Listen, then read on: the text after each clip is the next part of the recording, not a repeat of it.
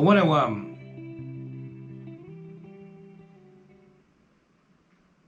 honor power animals a little bit here. Power animals, there's a lot that could be said about power animals, and I might have said some things already about them. But if you go back in time, be an anthropologist for a minute. And I'm going to entitle this Power Animals. Be an anthropologist for a minute. And study our ancestors who live with the earth. All of them, pretty much throughout the world, honored animals as our brethren, and often felt that we had a kindred spirit with other animals. And each individual had an animal he or she was like. To some degree, we had the same habits, the same ways of living, same ways of looking at the world, maybe even a similar body type as that animal in some regards. And so that animal we would highlight as our power animal, or our guardian angel animal, or our dear companion friend animal, whatever you want to call it. For me growing up, I've had a bear. The bear has been it. And bears started coming to me when I was young. I remember when I first started, I always loved bears, for one thing, growing up. I remember, oh God, now I'm dating myself. I remember watching Yogi Bear as a little kid sitting in front of the TV. Yeah, folks, that's back when we had 3 channels. And watching Yogi Bear and all these bear cartoons. And I remember going on camping trips with my parents to Yosemite and having bears come into our camp. And I wasn't afraid of bears. I loved them and I felt good. I remember I had an incredible teddy bear as a little kid that I slept with. Bears spoke to me. And as I got older and I started backpacking, I started to see them in the wild, and I knew that they were my kindred spirits. I just knew it. I felt it. And luckily for me, no one ever said, "Oh, you're wrong, Tim." That's the mistake adults often make. We tell kids when these magical, wonderful things happen to them, like identifying a power animal or a deeper connection to an individual or an animal or a place, we say, "Oh, that's no big deal." We don't support it. As parents, if I'm talking to a parent, support it. Support it. Only good can come out of it. And I started to realize as I was growing up older, I had an uncle named Uncle Bill. He used to take me all over the Colorado Rockies. He had this like off-road thing called a tote goat. And he was a bear, big bear guy. And I remember I'd grab onto him and hold on to him, and we'd ride all through the woods, and we go fishing and hunting and photographing and observing wildlife and tracking. And bears were always the ones I was called to. He was a bear. I'd sit with bear tracks as I'd find them and study them.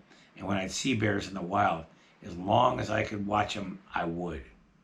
So the bear became my animal. And I started realizing I kind of walk like the bear. My feet splay out.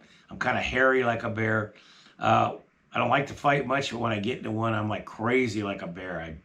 And that's, to deviate a little bit, a lot of martial arts use animals as ways of fighting. Like if you were a tiger, how would you fight if you were a tiger? If you were a rhino, if you were an elephant, different martial arts teachings will bring that into the martial art.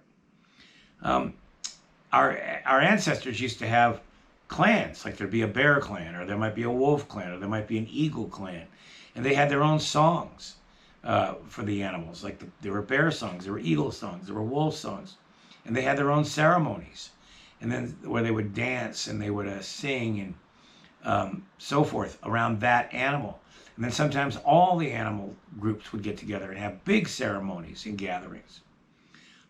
So it's a way of going deeper in nature, is identifying some of those animals that really called you and spending time with them. And I brought this up kind of on the cuff because I was thinking about something that recently happened. I might have talked about it, but it was really in the forefront of my mind. Is a short while ago. This is 2021 September 19th. A short while ago, Julie comes walking up to my house, and she said that there was a bear under her deck. And so I went down there and I saw there was a bear under her deck. And I kind of coaxed him out. I felt good about him. I've always done pretty well with bears. So I coaxed him out from under the steps up onto the deck. And he wasn't really acting right. There was something wrong with him.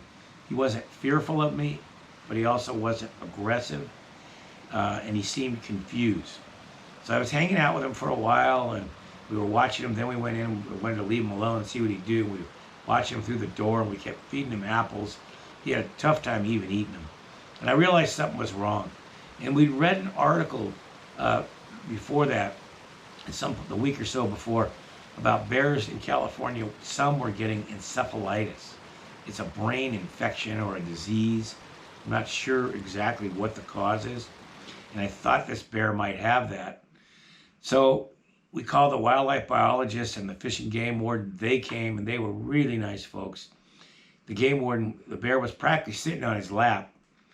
And so we spent a lot of time with this bear, and I realized at some point in the observation, in the time with these guys, that he was going to have to be put down, killed. And eventually that's what they did. And it was really sad. But what I am happy about is that bear, and this is one of the miracles, that bear came to us on his last day. He came to a place where no one would shoot him. No one would take him out, scare him off, treat him horribly, throw rocks at him. We welcomed him into our space. And his last hours on earth were loving. He was respected and cared for. And that can only be good. And I feel good about that. And I know I've told stories about that with other animals. Like we had an eagle where that happened. It came to us. And you've heard that story already if you've listened to some of the Tim Talks. And often these things only happen when you are in a place where you are aware, or you're practicing awareness and observation, and you're able to identify when a situation happens and not run from it, but open your heart to it and move into the experience and work with it. And that's what we all did. And not only did we help that bear on his last day on earth, but he touched all of us. Julie and I, the game warden, the biologist, we were all touched by that bear forever. So it was a full circle experience. And I'm so sorry he had to lose his life. And I hope more bears don't get it. But I think it's worth mentioning.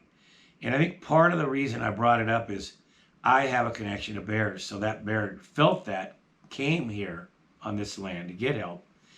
And when I saw him, I didn't scream or yell or run or try to shoot him. I invited him up on the deck and spent some peaceful time with him. Okay? So take time to think about what is an animal that you truly love and admire, that you see a lot in different ways, shapes, and forms. And ask yourself, could that animal be something more for you? Could it be a helper, a guide? Is there something more to learn? Maybe read about it in natural history books and study what this animal, how they live, where they live, and what they do, and how they think, and the history of them with humans, what's happened with them.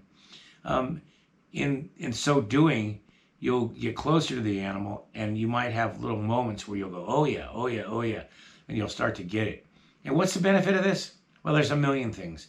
But the bottom line is, it takes you more deep into nature. It becomes more personal to have deep relationships with different animals, fellow brethren. And that is a good thing. And it can only be a good thing.